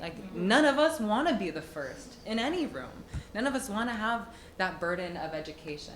And so as we, I wanted to echo some of these important critiques of our educational systems as we began moving through our acting training, and we're meant to be, really not working with characters yet, working with scripts that echo us. They didn't have any scripts with any Native characters. And so luckily I had an instructor who took the time to reach out to some of these incredible Native playwrights and had to initiate this long process of getting permissions to use these scenes. And it astounded me, and I think that's ultimately what compelled me to share it, astounded me the lack of preparation. If these institutions have had this much time, have had this much repetition of critique and invitation to learn and inspiration, all of us doing this free education here, you'd think that they might anticipate what it might be like to have a Native student or a Native actor or a Native director in the room and entering the institution. Because in my first day of class, we had a DEI session with someone who was talking about doing a powwow before we come right back. It's are you kidding? Oh! Wow. Yeah, and so, look, we have our medicine. We have spaces like this, and we have each other. Gathering and building this collective power has always been our solution. And since graduating, since becoming more rooted here in community, what I found is that there were so many beautiful Native sisters of mine just waiting to lift me into their work or put me in for a thing that they weren't available for, because even without working within this professional relationship, we've got each other's backs in a way that builds trust, in a way that's relational. And I think that that's also a really critical invitation to these institutions that we're trying to intervene in, is get ready to work in a different way. And that means taking recommendations. That means trusting our kinship relations. That means allowing us to pull each other up and to create more space. That is not a Western process. It's an Indigenous process. Because we're already doing the work and we're ready to plant those fertile seeds. And so lastly, fund conversations like this. We all know how incredibly financially inaccessible this city is, let alone producing work, let alone living in general. Fund spaces for this type of community gathering to happen, because this is also what strengthens us as Indigenous artists and strengthens our Indigenous presence as collaborators in the city. Because I know that if I hadn't had the serendipity and the blessings from Creator to meet the individuals that I have, I would still feel like I was the only Native here. I would still feel alone. I would still not know if I should put my Dena in a name on my resume, because I'm pigeonholing myself said one agent. Like, we should have the resources paid for by these institutions to be in community so that we can also support one another, which is our ancestral imperative and what we've always been doing. So it's kind of like, get out of the way, because we know how to fix it. Okay, Chinan.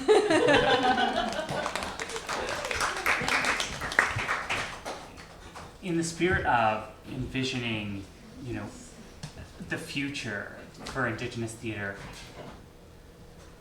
I think, the sovereignty over our own stories is important, right? Who is getting to tell the stories? Who is in the director's seat, the producer's seat? All of those things matter. I met somebody who told me, they had worked as a dresser on the show called The Lost Colony, which if you know it, you can tell by the name, right? That, they were happy that, they were getting it better because they were doing better because they weren't doing red face anymore. And there were native actors, but the native actors are now like, they're having to demonstrate powwow dances 3 nights a week before the show for white audiences. And they were like, well, I think, you could be a great person to direct it because, you're native and you could save it. And I'm like, why would you not just toss this thing away? And first of all, do a piece written by a native person. Why not engage with the native artists that are in your area in Lumbiland? There's so much of that, right? That's just like, well, we have the story and we need to tell it and we can indigenize it. But if you give people the sovereignty, right, if you allow us the opportunity to tell our stories, to do the work that we do so well, that's going to pay dividends and it's going to help us heal and it's going to, there's going to be a lot of stuff. So that's my vision for the future is sovereignty and the space to make our work on our terms and in collaboration, with our non-native neighbors. One more. Come on down and I'll read while you're coming down. I have one more from the HowlRound from Mara Garcia, who's non-enrolled Cherokee, and Matamuski from North Carolina. For the institutional folks listening and watching, I also would just like to make a plug about specificity. As someone from the Southeast, many times when Southern theaters do present Native work, they prioritize the voices and shows of Native artists from the West and Southwest, completely ignoring the local and regional tribal nations, artists, and communities, and not establishing a relationship with them. I would love to see a better understanding of literally where institutions are and the specific past and present of the local land. Ninanaha, hello, my name is Drew Woodson. I'm a member of the Tomoke Band of Western Shoshone from Nevada. Playwright, director, all stuff. I think like what I wanted to say kind of like goes into that too, of just like relational, what does relationality mean in terms of like an institution and then Native people meeting them where they're at. And I'm thinking of like how like, all these things that we're talking about, they're not going to be solved by one Native playwright getting their play put on at a theater. Like, it's a process. This is going to be like a long thing that institutions need to like want to do work on, because Native people, especially Native people on, their land or in their own organization or wherever they are, they got bigger stuff going on than theater. So institutions need to be really trying to get Native people into theater, to like want to come, to feel like they are comfortable being in a theater space. Not just like once every 5 years, but like it needs to be just a continual process where Native theater artists are constantly uplifted and put on stage and behind the scenes as well. That will eventually get Native people into the seats, because New York City has the largest population of Native people in the country, just like in one location. And that is a audience that the theater institutions can be tapping into if they really wanted to. But it's like right now they don't want to. And so how can we, have it be where, how can we imagine a future where they actually want to? And then all of this is, in the same vein too, of like, once that happens, once more Native people are on stage and behind the scenes, then we can have a thing where not all Native people are only playing Native characters, because that's another thing, Native people just playing regular characters. But right now, like, Native actors and theater makers and professionals feel pigeonholed because the only roles that are offered to Native people are Native characters. And so it's all a step-by-step process, because then once you have more Native people on stage and behind the scenes and all this stuff, and you have more audiences seeing Native people as real human beings, then they will stop using this terminology, or will start using this terminology less, because then they actually think of Native people as real human beings. So yeah, like it's a long process, but it has to start somewhere.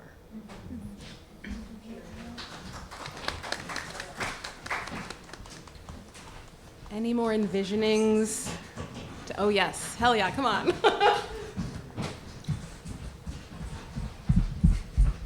Do my really long-winded cross. Claire Soleil, Métis Plains Cree. I was so nervous I forgot to say anything. And I told myself as well that I was like, I really just want to listen, but I'm double dipping because we're long-winded people. To say that something institutions could do that's a very practical action item is welcome ceremony into your space. I cannot tell you, I as a playwright have been put in contact with fire marshals just to like smudge for rehearsal practices. And to have someone else do that, perhaps a representative from the institution, would be super wonderful and a huge action item. But also very often I've shared resources from Canada that are, and then I have to like explicitly explain our religious, the Religious Freedom Act, and that theater has long been a home where ceremonies were preserved when that act was prohibiting us to practice our dances and our songs and our languages and our ceremonies. And that is a legacy of theater too, that despite those shows often being very stereotypical, was a way for us to protect our culture through storytelling, and by welcoming ceremony, like not just allowing, but welcoming ceremony and having those statues and understanding what smudging is. That like if you deal with haze, you can deal with smudge in the space. There are worse fire hazards in the theater, as I think we all know. That I think that's a barrier to entry. I've often faced self-producing, that now I have to explain religious freedom in the United States. That's maybe a little above my pay grade. That I think that's a straightforward action item that would make a big difference for me. I'm sensing like we're coming toward a close, but are there any final envisionings? Yeah, come on. Sorry, wait till the end. I'm sorry.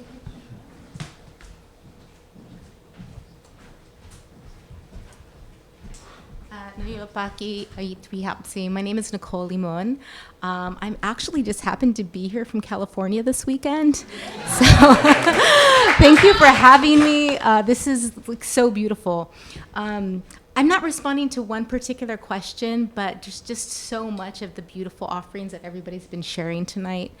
I'm Yaqui UMM, and I'm also Latina. And so I kind of navigate in that duality. And I think one of the questions I do want to address is like, what do we envision for the future? What do I envision for the future? I've been doing this almost 40 years, and this is like the future I envisioned. Just this room, you know. Sorry.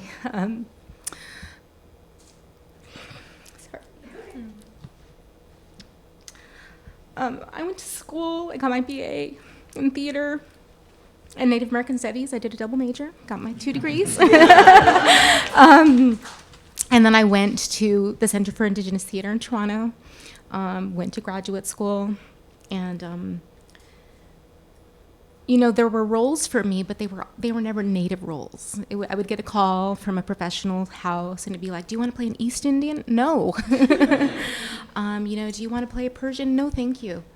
And so it was a lot of no's. There was work, but it was not work that I was willing to take ever. During the pandemic, TCG did their conference online, and it became accessible, and we all got to go. I had been trying to get to that conference for years, and finally it was accessible. I got to meet so many people virtually, and they had a BIPOC affinity space where a bunch of people showed up, and it was such a beautiful room. I remember the energy and the music and just seeing all these faces from across Turtle Island. And I noticed there were two contingencies in that room. One of them was people like me who, over the course of a career, sacrificed a career because I would not sacrifice my integrity. And then there were people who really wanted that career and, went in, tried to be protected, tried to be fortified, and had to deal with so much soul-crushing reality.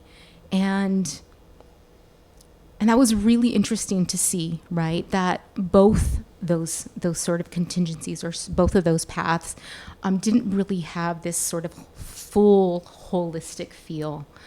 But it was also very affirming. It was very affirming to see that I was not the only one that was saying no, no, no, no, no. Fast forward to this beautiful room and envisioning a future for Indigenous theater. A couple of years ago, started a company called Matriarchy Theater. I'm from Sacramento, California, which is this little flyover city in Sacramento. No, in California, nobody really goes there. But the first play that we produced was by Tara Moses. Shout out, Tara, wherever you're at. Thank you for saying yes. We produced her play Quantum with our little company, and we sold out 96% of our seats over the course of our run. It was only 9 performances, but that's pretty good for a self-produced piece.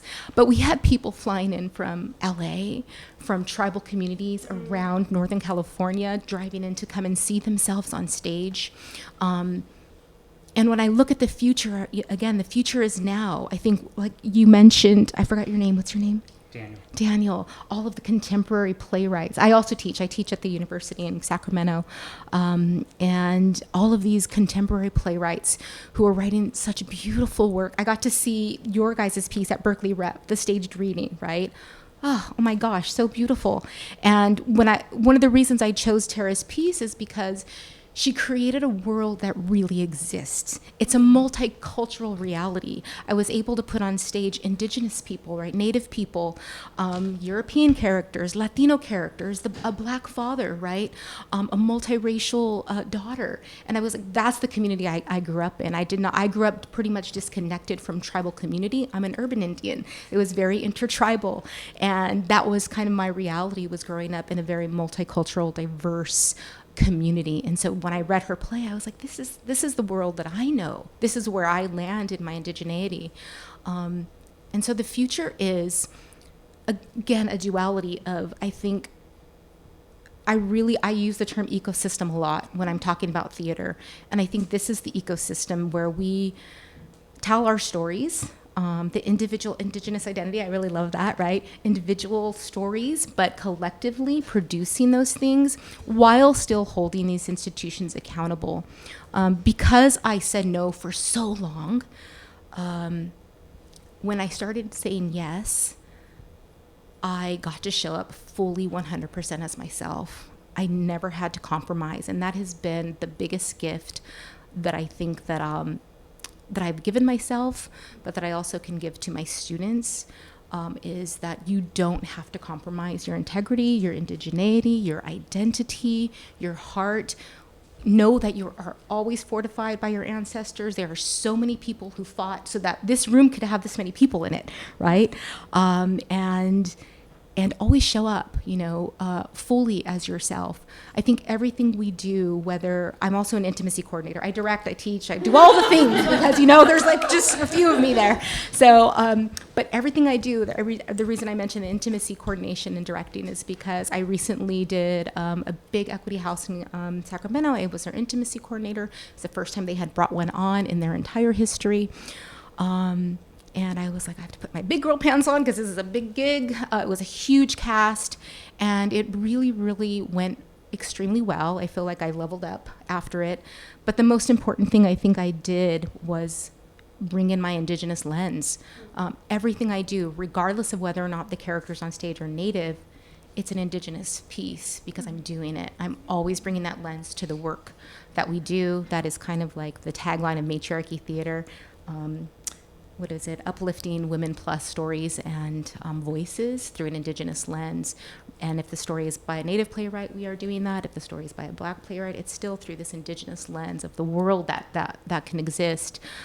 So thank you so much for hosting this and bringing people together. And thank you for letting me be on this land and taking care of me while I'm here.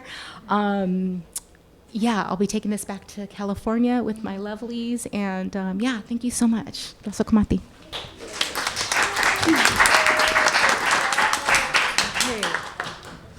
A few more. I think these are the final HowlRound comments, and then I'm gonna gently hand it back to some folks for final wrap-ups. Yeah. Okay. So final HowlRound comments. Larissa Fastor says, "I'm seriously asking though, like, why would the field change now?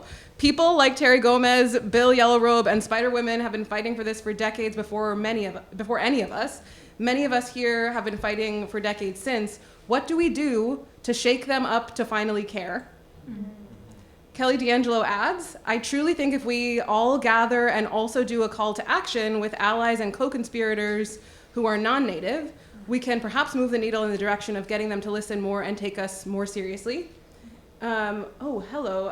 Andy Meyer, breaking news. Andy Meyer, hi Andy, who's Native Hawaiian, says, "Aloha, Andy Kanakaoi. I've said for years, funders would do well to send the support directly to the people and not to the institutions, especially with all the lack of cultural competency and relational violence towards Native people. I have experienced Native-run, owned, and led spaces feel like the healthiest places to vision and exist, especially in terms of developing working culture and organizational sensibilities that suit our narratives." Okay, and then I'm told there are finally there's a lot of +1s and gratitudes in the chat.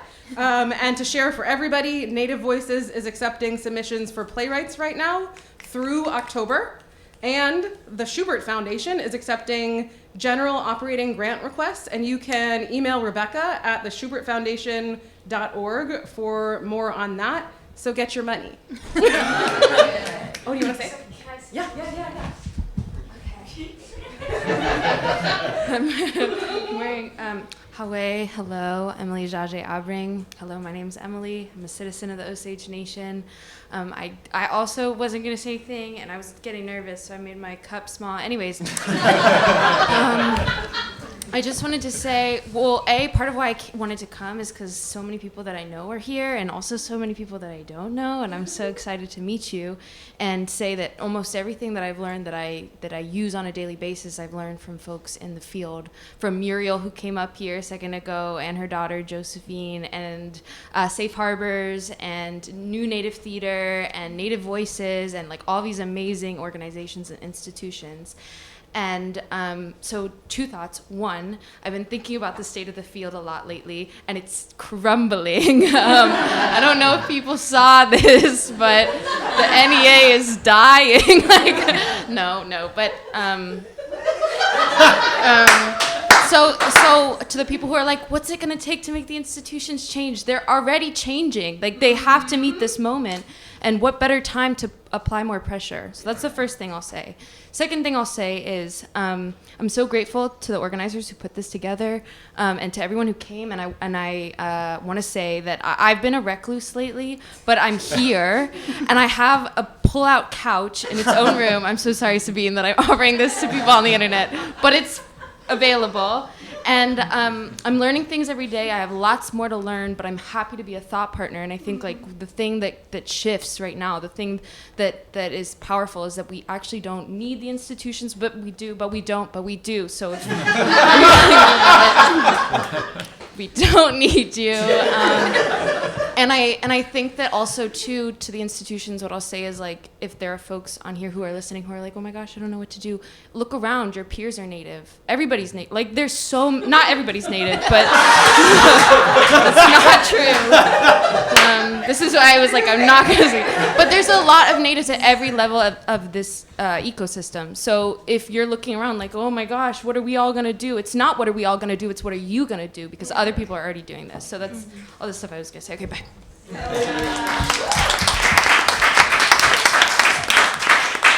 I'll just say a final word of gratitude to everybody in the room, everybody on the HowlRound, to the whole team at HowlRound, to Liana, who's lovingly doing our video for us.